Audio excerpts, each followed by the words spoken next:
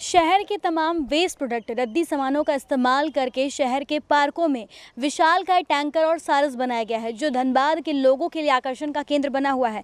लोग यहां पर जब शाम को या सुबह में टहलने पहुंचते हैं, मॉर्निंग वॉक करने पहुंचते हैं, तो इस दौरान वो यहां पर खड़े होकर सेल्फीज़ लेते हैं। बच्चे भी काफ़ी ज़्यादा अट्रैक्ट हो रहे हैं। आपको बता दें कि इस वक्त मैं मौजूद हूँ धनबाद के गोल्फ ग्राउंड में, जिस पर यहाँ पर हम देख सकते हैं कि एक टैंकर लगा हुआ है और ये टैंकर काफ़ी विशालकाय है। और सबसे खास बात ये है कि ये टैंकर वेस्ट प्रोडक्ट से बनाया गया है। निगम की ओर से ये पहल की गई। इसके पहले भी निगम की ओर से शहर के अलग अलग जगहों पर वेस्ट प्रोडक्ट्स का इस्तेमाल करके काफ़ी अलग अलग कलाकृतियाँ बनाई गई थी और वापस से एक बार धनबाद के गोल्फ ग्राउंड में ये विशालकाय टैंकर बनाया गया है, जिसे वेस्ट प्रोडक्ट से ही बनाया गया है। इसके अलावा धनबाद के राजेंद्र सरोवर पार्क में भी एक बहुत ही खूबसूरत सा विशालकाय सारस बनाया गया है, सारस पक्षी बनाया गया है। वहाँ पर भी काफ़ी संख्या में लोग पहुँचते हैं और वहाँ पर सेल्फीज क्लिक करते हैं। जिस आर्टिस्ट ने इसे बनाया, चलिए हम सीधा उनसे बातचीत करते हैं, जानते हैं कि कितना वक्त इसे बनाने में लगा है, क्या थीम थी, कहाँ से आइडियाज़ आए हैं और आने वाले वक्त में धनबाद में इस तरह से और क्या क्या प्रोजेक्ट्स देखने को मिलने वाले हैं। हमारे साथ इस वक्त आर्टिस्ट विशाल दुबे मौजूद है, जिन्होंने ये टैंकर तैयार किया। हम सीधा इनसे बातचीत करते जानते हैं कि किन मटेरियल्स का इन्होंने इसमें इस्तेमाल किया है, कितना वक्त लगा और कितनी मेहनत लगी।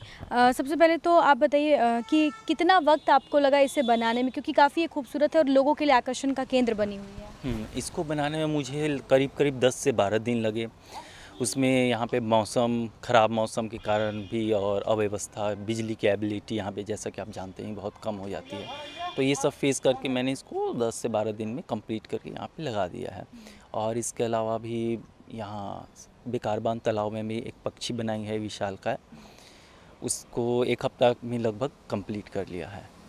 किन किन मटेरियल्स का आपने इस टैंकर को बनाने में इस्तेमाल किया है? जो कूड़े कचड़े में जो गाड़ियाँ इस्तेमाल होती है, उसके डब्बे जो कबाड़ हो चुकी है, नगर निगम के पास वो बहुत दिन से कचड़े में पड़े हुए हैं, तो उनकी चादरों को काट कर अलग किया, सरिया को काट कर अलग किया, एंगल जो पार्ट मुझे बेकार दिखा उसको हम लोग एक दूसरे से वेल्डिंग किए और एक सुंदर सा स्ट्रक्चर तैयार किए। और आप देख सकते हैं जी।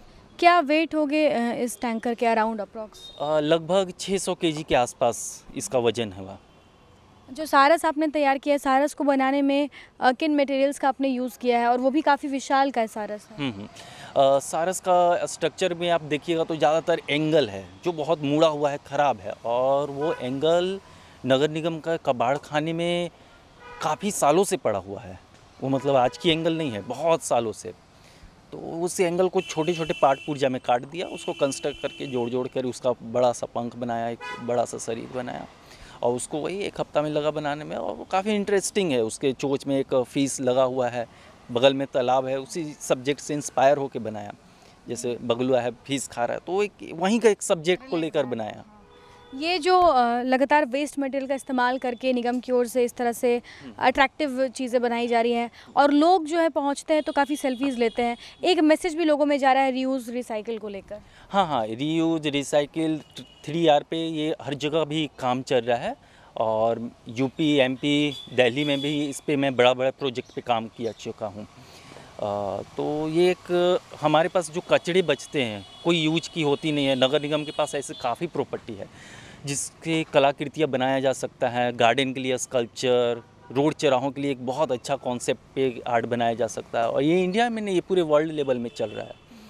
तो हम लोग इस पे एक अच्छा काम कर रहे हैं और उम्मीद है कि आगे और अच्छे तरीके से इस पे काम करेंगे। आपने अब तक अपने क्वालिफिकेशंस कहाँ से कंप्लीट किए? कब आपको लगा कि आपको इस तरह से आर्ट में आना चाहिए? क्योंकि काफ़ी डिफ़िकल्ट होता है वेस्ट प्रोडक्ट जो कि पूरी तरीके से वेस्ट हो गए रहते हैं, उनको निकाल के इस तरह से इनोवेटिव आइडियाज़ लाना। तो कब आपको ऐसा लगा कि आपको इस तरह से इस फील्ड में आगे जाना चाहिए? हमको तो इससे रुझान बचपन से ही है, मुझे बचपन से ही ये बनाना अच्छा लगता है। आफ्टर 12 के बाद मैंने खैरागढ़ संगीत विश्वविद्यालय से मैंने बैचलर डिग्री किया और वहाँ से मैंने विश्व भारती शांति निकेतन कला भवन से पढ़ाई किया, मूर्ति कला विभाग से। उसके बाद दिल्ली नोएडा में मैंने काम किया स्टूडियो में। उसके बाद एमपी के आर्ट प्रोजेक्ट नगर निगम में मैंने काम किया। देन यहाँ पे आकर मैं ये प्रोजेक्ट उठाया हूँ। अभी आगे और भी म्यूरल वर्क पे काम करूँगा। और क्या क्या अभी आगे आने वाले समय में टारगेट्स हैं निगम के, जिसे आपको अभी कंप्लीट करना है? निगम के बहुत सारे टारगेट है जो मैं उम्मीद करता हूँ कि कंप्लीट कर लूँगा। अभी म्यूरल स्कल्पचर का भी कॉन्सेप्ट दूंगा। यहाँ पे नया अभी नगर निगम का भवन बन रहा है बरवड्डा तरफ, तो उसमें भी म्यूरल का वर्क वगैरह मैं करूँगा और देखता हूँ उसमें अपॉर्चुनिटी मिलेगी तो मैं अच्छे तरीक़े से करूँगा। नगर आयुक्त सर सराहना किए हैं, मैं उनको थैंक यू बोलूँगा, उन्होंने काम करने का मौका दिया और भी धनबाद के लिए अच्छा करूँगा।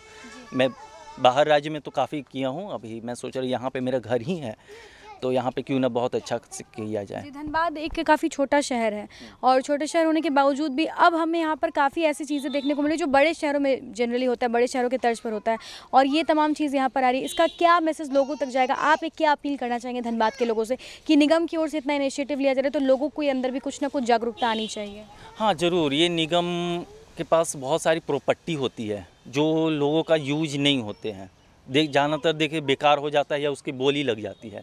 तो इससे क्या होता है, एक आर्टिस्ट को उभरने का मौका मिलता है और ये बहुत इंटरेस्टिंग होती है देखने में कि बेकार लोहा ठेला वगैरह से ये बनी हुई है आकृतियाँ, तो ये काफ़ी अच्छी होती है और छोटे बच्चे हर एक लोग इंस्पायर होंगे इससे कि इससे कैसे काम किया जाए।